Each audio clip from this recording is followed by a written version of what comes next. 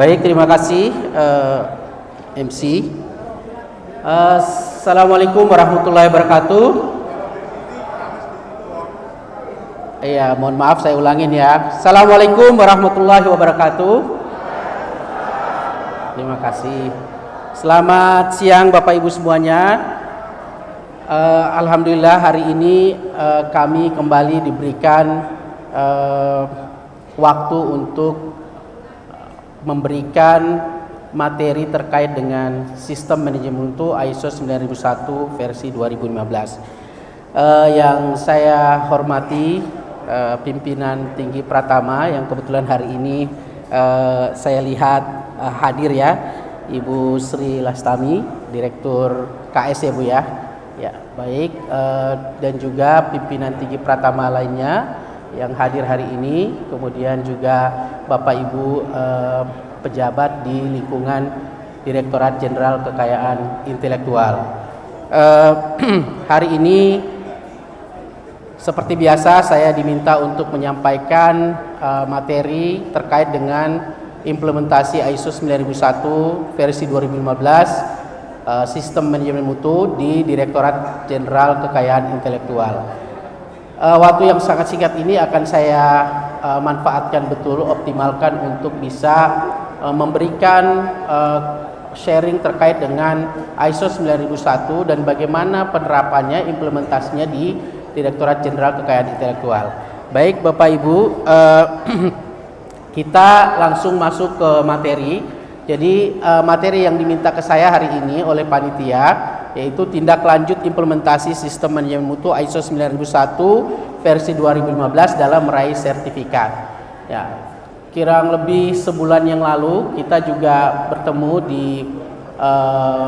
kegiatan FGD di Batam dan saya pun menyampaikan tentang bagaimana implementasi sistem manajemen mutu ISO 9001 di Direktorat Jenderal Kekayaan Intelektual. Namun hari ini saya sedikit memberikan poin-poin penting yang harus diperhatikan oleh DJKI saat kita mengimplementasikan sistem manajemen mutu di lingkungan atau di dalam proses bisnis DJKI itu sendiri.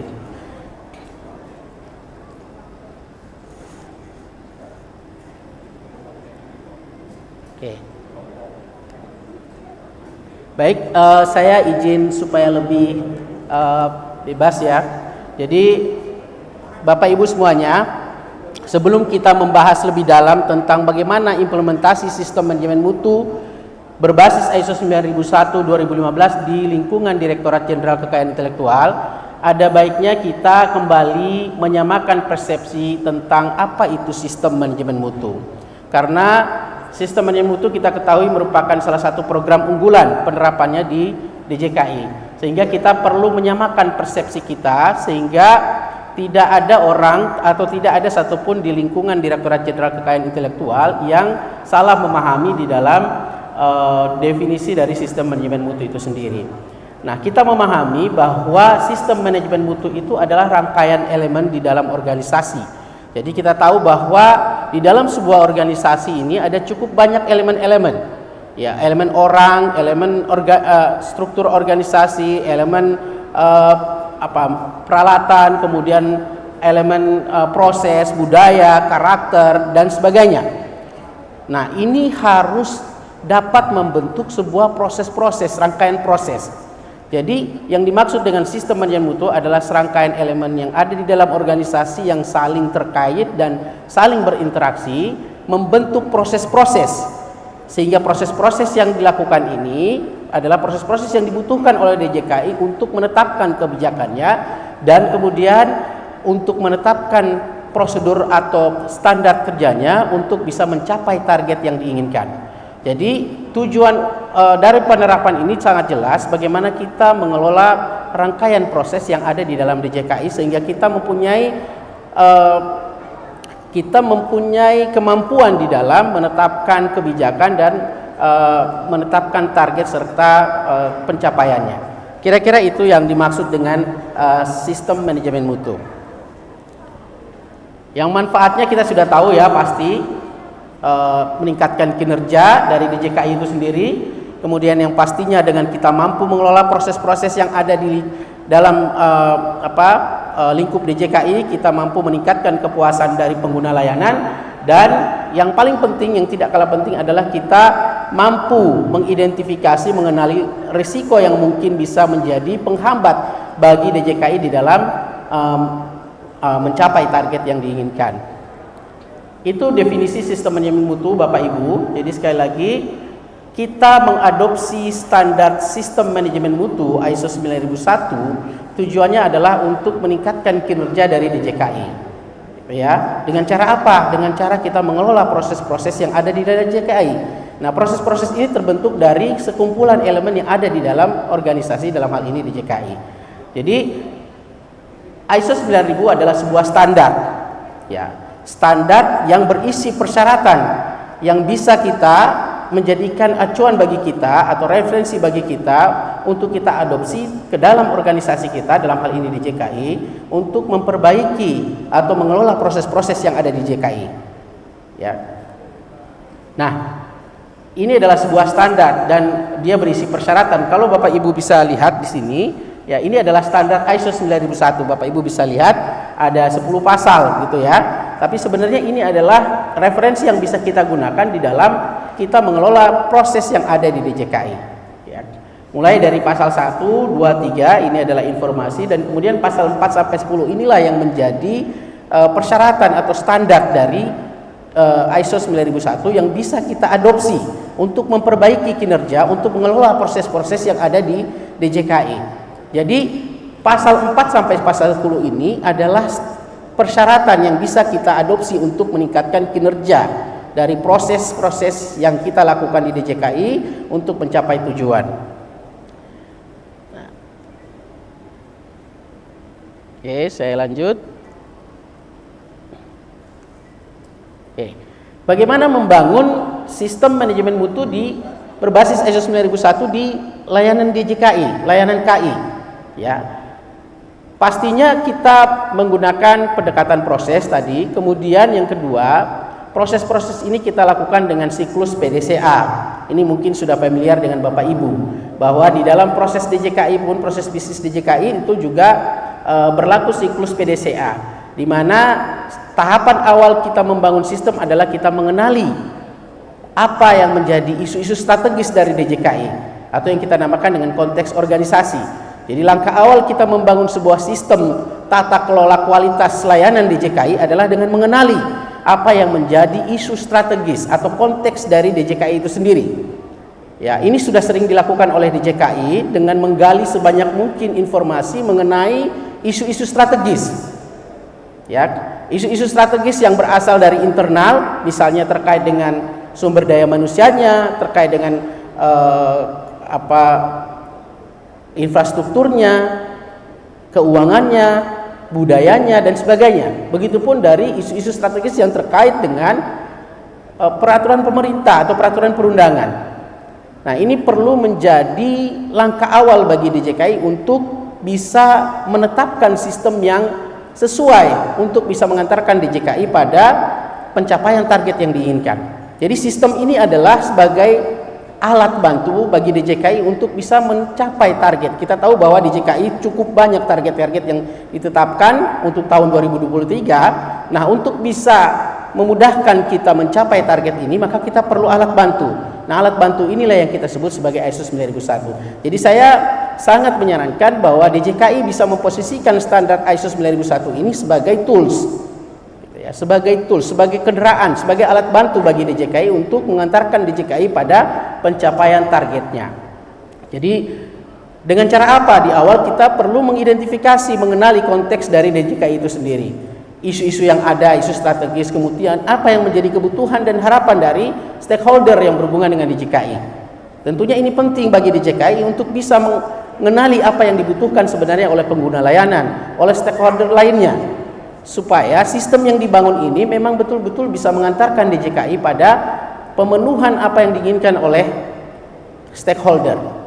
Nah, jadi pengenalan terhadap konteks organisasi ini sebenarnya sudah dilakukan oleh DJKI melalui identifikasi terhadap isu-isu strategis, dan ini sudah dituangkan di dalam Renstra DJKI. Dan saya selalu mengikuti perkembangan informasi kegiatan yang dilakukan oleh DJKI, dan kita melihat baru-baru ini ada kegiatan yang memang ditujukan untuk mengidentifikasi isu-isu strategis yang ada di DJKI. Dan inilah yang kita sebut sebagai tahap awal di dalam membangun sistem. Kemudian setelah kita memahami terkait dengan konteks dari DJKI, kita baru bisa menyusun perencanaan untuk mengelola kualitas layanan KI. Nah, ini outputnya misalnya seperti Renstra, ya. Jadi Renstra ini, rencana strategis ini kita susun berdasarkan pemahaman kita terhadap isu-isu strategis yang ada di DJKI. Tentunya Renstra ini menjadi panduan bagi layanan di DJKI untuk melakukan tusinya, sehingga tahapan berikutnya adalah pengelolaan operasional atau layanan DJKI berdasarkan rencana strategis yang sudah ditetapkan oleh DJKI berdasarkan pemahaman terhadap konteks organisasi. Nah, kemudian setelah kita melakukan layanan keseluruhan, kemudian baru kita melakukan evaluasi kinerja, ya, atau biasanya kita lakukan yang namanya FKIN gitu, dan seterusnya. Nah, ini menjadi siklus di dalam kita membangun sistem manajemen mutu, dan ini yang kami terapkan di DJKI, ya.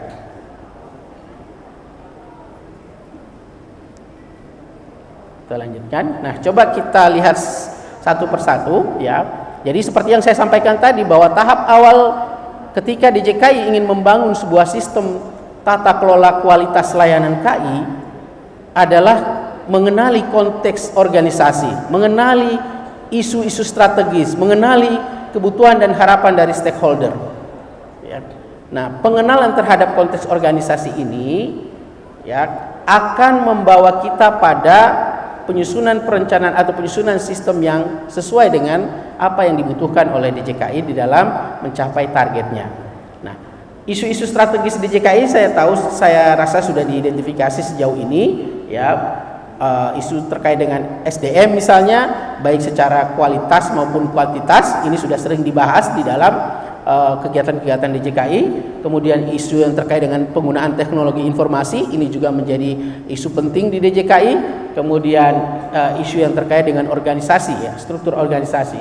Kemudian dari eksternal, isu-isu eksternal yang seringkali muncul di DJKI adalah terkait dengan regulasi, ya, harmonisasi regulasi. Kemudian sosial budaya dan juga penegakan hukum. Nah, ini pemahaman DJKI terhadap ini akan sangat membantu bagi DJKI untuk menentukan sistem seperti apa yang perlu dibangun di DJKI. Nah, kemudian juga kita mengidentifikasi kebutuhan dan harapan dari stakeholder kita. Ya, kita tahu bahwa stakeholder kita cukup banyak, ya, mulai dari internal maupun eksternal. Kalau di internal jelas, ya, pegawai itu adalah stakeholder juga. Ya, kemudian pimpinan. Ya, kemudian dari eksternal cukup banyak, pengguna layanan, konsultan, ya, dan seterusnya.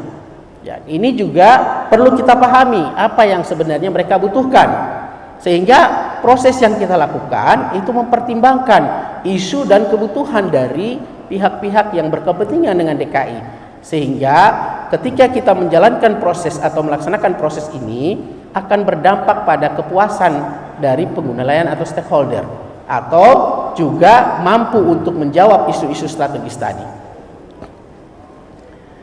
Ini adalah tahapan awal, ya, ketika kita membangun sebuah sistem.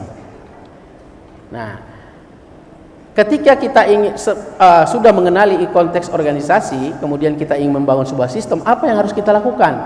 Nah, sistem ini harus dibangun berdasarkan proses, Bapak Ibu. Seperti yang saya sampaikan tadi, bahwa yang namanya sistem manajemen itu adalah serangkaian elemen di dalam organisasi yang saling berinteraksi dan saling terkait, yang membentuk proses-proses atau rangkaian proses di dalam organisasi. Proses-proses yang dibutuhkan oleh DJKI untuk mencapai tujuannya. Nah, maka ketika kita ingin membangun sebuah sistem, langkah awal setelah kita memahami konteks organisasi adalah kita mengenali proses-proses apa yang dibutuhkan oleh DJKI untuk menjalankan tusinya dan mencapai target yang diinginkan. Maka di langkah awal adalah kita DJKI mengidentifikasi proses apa yang dibutuhkan untuk bisa sampai kepada menghasilkan output yang ditetapkan. Nah, kemudian proses-proses ini perlu kita tentukan apa yang menjadi input dan apa output yang diharapkan dari setiap tahapan proses, sehingga jelas setiap proses ini ada ukurannya. Ya, setiap proses kita pastikan harus bisa menghasilkan output yang terbaik, sehingga rangkaian proses berikutnya akan dapat mengolah output yang dihasilkan dari proses selanjutnya sebelumnya, agar rangkaian proses ini pada akhirnya menghasilkan output yang kinerja dari DJKI itu sendiri. Jadi pertama kita mengidentifikasi proses-proses yang ada, yang kemudian kita menentukan apa yang menjadi input dan output dari yang diharapkan dari setiap proses. Jadi Bapak Ibu, kalau kita misalnya ada tahapan proses pengajuan permohonan, pasti itu ada inputnya dan output yang diharapkan. Kemudian dari pengajuan permohonan ada pemeriksaan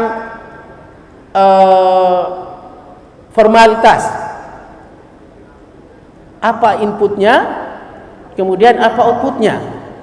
Dari uji formalitas kemudian publikasi, apa inputnya, apa outputnya. Dari publikasi kemudian pemeriksaan substantif. Ya, tentunya pemeriksaan substantif menerima input dari proses sebelumnya, yaitu publikasi. Nah, ini yang perlu kita betul-betul lihat di DJKI, bagaimana rangkaian proses ini saling berinteraksi, sehingga pada akhirnya rangkaian proses ini menghasilkan output yang diinginkan. Nah, kemudian setiap proses perlu ditetapkan apa yang menjadi kriteria keberterimaannya, ya. Apa yang menjadi kriteria dan metode yang harus dilakukan untuk menjalankan sebuah proses. Jadi kalau Bapak Ibu menginginkan mencapai hasil yang diinginkan, ya, pertama adalah kita memahami apa yang proses yang kita butuhkan, kemudian yang kedua kita bisa menentukan apa yang menjadi input dan output dari proses yang dijalankan, kemudian kita juga harus menetapkan apa kriteria dari setiap proses, artinya kriteria keberterimaan dari sebuah proses, ya. Kemudian juga perlu menentukan sumber daya yang dibutuhkan untuk menjalankan proses. Nah, kemudian yang berikutnya adalah menetapkan penanggung jawabnya. Ini standar internasional Bapak Ibu. Jadi kalau kita, sebenarnya saya rasa ini juga sesuai dengan logika Bapak Ibu, bahwa sebuah proses itu harus jelas siapa penanggung jawabnya. Sebuah proses itu harus jelas kriteria atau metode di dalam menjalankan proses itu. Sebuah proses itu harus ada input dan outputnya, karena proses itu definisinya adalah tindakan kita untuk mengolah input menjadi sebuah output dengan menggunakan sumber daya. Dan kita pahami tadi bahwa sistem itu adalah serangkaian proses. Maka pemahaman kita terhadap pengendalian terhadap sebuah proses ini menjadi sangat penting ketika kita ingin membangun sebuah sistem manajemen mutu. Nah, kemudian tentunya ketika kita menjalankan rangkaian proses itu, ada risiko-risiko yang memungkinkan kita terhambat di dalam mencapai output yang diinginkan. Gitu ya. Nah, sehingga pengenalan kita terhadap risiko atau hal-hal yang bisa menghambat ini juga menjadi penting, sehingga kita bisa melakukan tindakan preventif atas potensi kegagalan dari proses yang kita lakukan. Kemudian juga kita bisa mengambil peluang dari proses yang kita lakukan. Nah, inilah bagaimana kita membangun sistem manajemen mutu di sebuah organisasi, dalam hal ini DJKI. Begitu ya Bapak Ibu ya. Kemudian langkah terakhir adalah kita harus secara periodik melakukan evaluasi terhadap proses yang kita jalankan. Nah, ini adalah mindset dari sebuah sistem manajemen atau sistem tata kelola kualitas yang perlu kita terapkan, sehingga DJKI bisa menjadi IP Office, ya, World Class IP Office. Jadi kalau kita ingin menuju ke World Class IP Office, maka standar-standar ini harus kita adopsi. Ya, saya ulangin, ketika kita DJKI ingin membangun sebuah sistem manajemen mutu, atau kita bahasakan sederhana adalah tata kelola kualitas layanan KI, maka yang pertama kali perlu dilakukan oleh DJKI adalah mengenali isu-isu strategisnya dan mengenali apa yang dibutuhkan, kebutuhan dan harapan dari pihak-pihak yang terkait atau stakeholder. Karena pada dasarnya kita bergerak, kita berproses untuk memenuhi apa yang dibutuhkan oleh stakeholder kita, dan untuk bisa mengantisipasi atau menangani risiko dan peluang yang muncul dari isu-isu yang ada. Sistem ini kita gunakan untuk itu, untuk mengelola proses-proses. Maka tahapan berikutnya ketika kita sudah memahami konteks kita, maka kita tahu bahwa sistem yang dibutuhkan oleh DJKI untuk menjawab isu-isu strategisnya atau untuk menjawab kebutuhan dan harapan dari pihak terkait adalah memahami proses yang dibutuhkan untuk menjawab itu. Maka langkah kedua adalah kita mengidentifikasi, mengenali proses-proses yang kita butuhkan ya untuk menindaklanjuti kebutuhan atau menangani kebutuhan dan harapan dan isu yang terkait. Kemudian proses-proses yang kita identifikasi tadi harus kita pahami karena ini merupakan sebuah rangkaian proses, maka input dari setiap proses harus kita tetapkan. Ketika kita mengatakan bahwa ada proses pengajuan permohonan, inputnya apa? Berarti dokumen persyaratan. Kemudian diolah oleh proses di kita, kemudian menghasilkan output apa? Nah, ini harus clear input dan output karena output dari proses sebelumnya akan menjadi input untuk proses berikutnya. Yang seperti saya katakan bahwa ini adalah sebuah rangkaian proses. Oke. Kemudian setiap proses tadi harus ditetapkan bagaimana kriteria kita menjalankan proses itu. Kemudian harus ditetapkan ditetapkan atau disediakan sumber daya yang dibutuhkan, orangnya, alatnya dan sebagainya, prosedurnya. Nah, kemudian kita menetapkan siapa penanggung jawab dari setiap proses. Ya. Nah, ini yang menjadi dasar bagaimana kita mindset kita membangun sebuah sistem. Oke. Nah, pasal berikutnya yang ditetapkan oleh ISO adalah kepemimpinan. Ini tidak kalah penting Bapak Ibu karena membangun sistem ini butuh sebuah komitmen dari pimpinan tertinggi, manajemen puncak atau jajaran manajemen. Karena sistem inilah yang akan mengantarkan sebuah organisasi atau DJKI pada pencapaian tujuannya. Maka orang yang paling berkepentingan untuk di dalam pencapaian target organisasi adalah pimpinan. Maka ISO mensyaratkan bahwa di dalam membangun sistem ini atau di dalam menjalankan sistem ini harus ada leadership di dalamnya, harus hadir pimpinannya di sana. Untuk apa? Bahwa manajemen puncak atau pimpinan harus menunjukkan komitmennya, ya, menunjukkan komitmennya untuk memimpin di dalam penerapan sistem manajemen mutu. Jadi yang paling bertanggung jawab dalam penerapan sistem ini adalah manajemen puncak. Kemudian manajemen memberikan arahan seharusnya seperti apa mekanisme sistem yang harus kita bangun. Kemudian manajemen juga menyediakan sumber daya yang dibutuhkan untuk menjalankan sistem. Tentunya ketika kita menjalankan sistem manajemen mutu ini dibutuhkan sumber daya, orangnya, alatnya, ya, kemudian infrastrukturnya dan seterusnya. Ya, kemudian juga pimpinan melakukan evaluasi terhadap sistem tata kelola kualitas layanan KI yang sudah ditetapkan atau sudah dijalankan.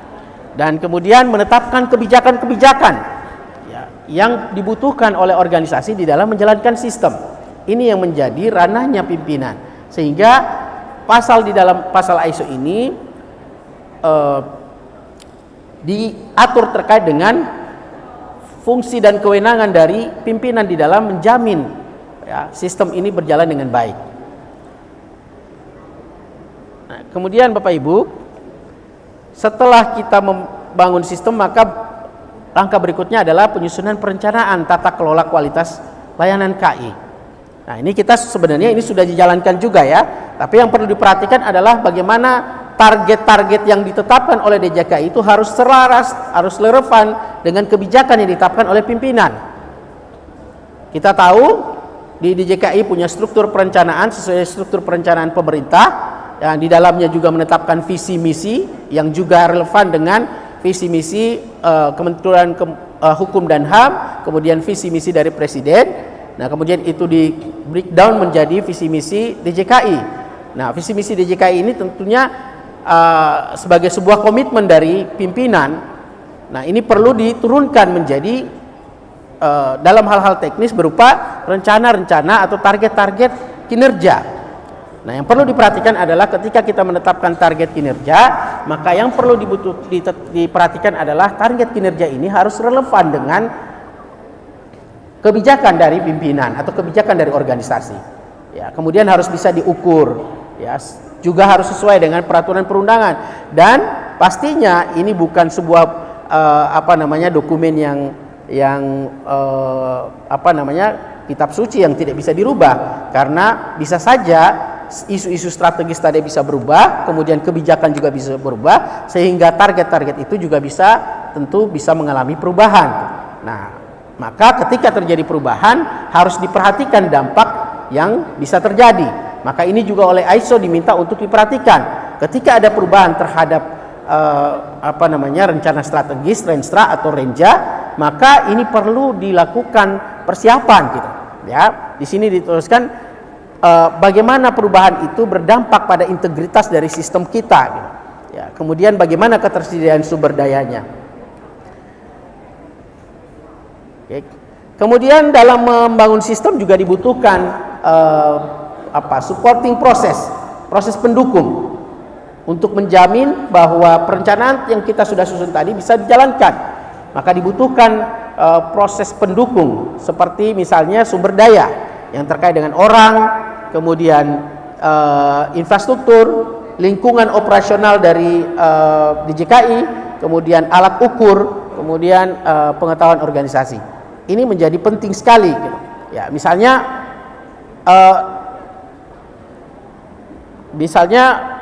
ketika kita menjalankan sebuah proses penyediaan layanan, maka kita membutuhkan sumber daya manusia yang kompeten.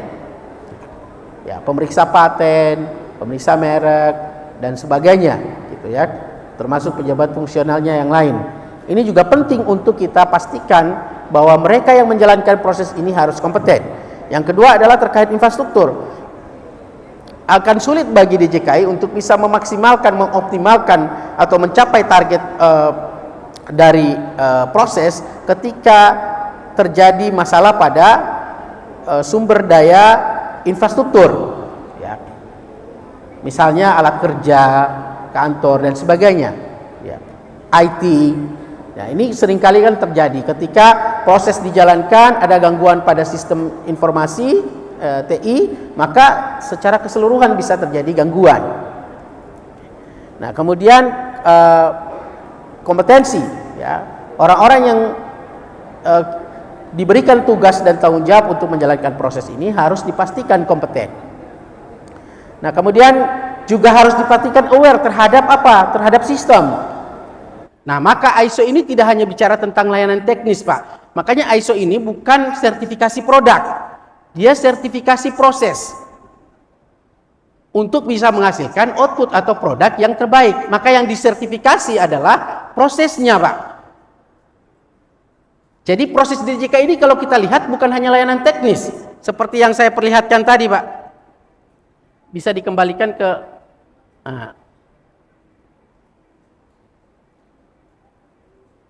Nah, sebenarnya kan ini proses di DJKI, Pak. Jadi kalau kita ingin dinilai terkait dengan penerapan sistem manajemen mutu, yang dilihat ini semua, Pak. Mulai dari tahapan awal. Dari bagaimana DJKI menyusun rencana strategisnya. Dari situ titik awalnya. Karena yang dilihat adalah proses satu organisasi untuk bisa menghasilkan outputnya. Bukan outputnya yang dinilai, tapi prosesnya.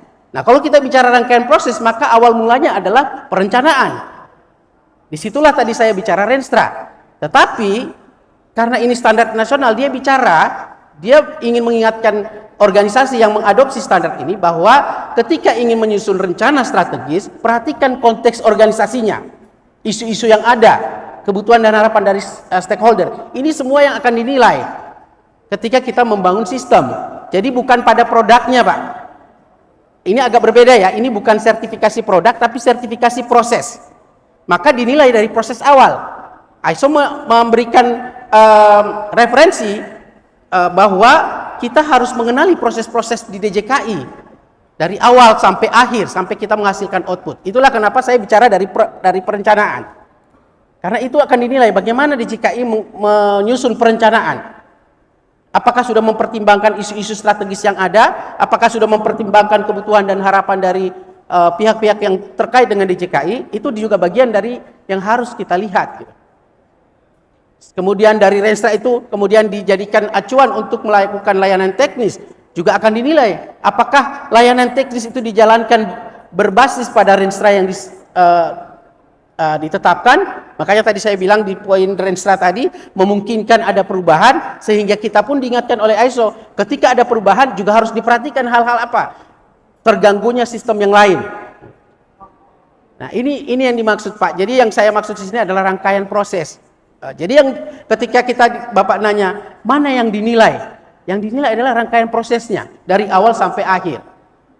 Jadi dia tidak akan menilai outputnya Pak. Output itu akan menjadi acuan bagi dia untuk menilai apakah ada gangguan pada proses. Kalau misalnya target-target kita tidak tercapai, pasti kita sepakat bahwa kemungkinan besar ada gangguan pada proses.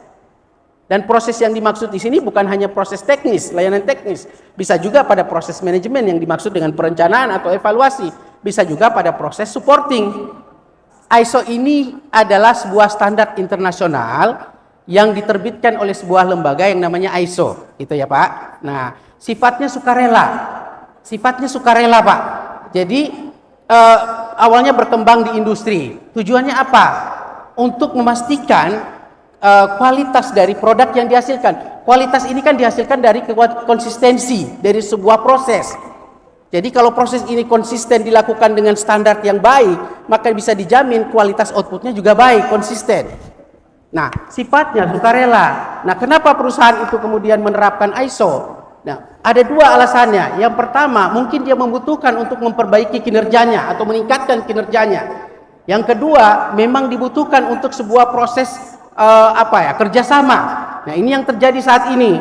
Ya, banyak perusahaan yang mensyaratkan suppliernya, pembelinya untuk mensyaratkan suppliernya agar mendapat jaminan bahwa prosesnya baik untuk menjamin konsistensi output yang dihasilkan atau produk yang dihasilkan. Jadi ini yang dilakukan oleh perusahaan-perusahaan. Tapi sebenarnya itu tidak wajib. Yang wajib siapa? Yang mewajibkan siapa? Ya si perusahaannya dengan antar kerjasama ini. Nah kemudian di lembaga pemerintah. Kalau lembaga pemerintah ini pernah Kementerian Pan-RB memang mensyaratkan ya bahwa pemerintah atau lembaga negara itu wajib menerapkan ISO, maka nilainya ini. Itu kan artinya kebijakan pemerintah, tapi ISO-nya sendiri bukan suatu hal yang wajib. Nah, kenapa DJKI menerapkan? Tadi ada kebutuhan tadi ya terkait dengan persyaratan untuk menjadi standar nasional atau apa yang tadi. Maka DJKI mencoba menerapkan sistem manajemen mutu berbasis ISO 9001 gitu. Yang kedua, juga mungkin kalau saya disampaikan oleh para pimpinan tinggi Pratama, kita butuh perbaikan kinerja atau peningkatan kinerja. Nah, maka tools ISO ini adalah salah satu yang bisa kita gunakan. Ada banyak tools Pak, bukan hanya ISO-nya, tapi kebetulan yang digunakan oleh DJKI adalah, dan saat ini yang banyak digunakan adalah adopsi terhadap standar ISO.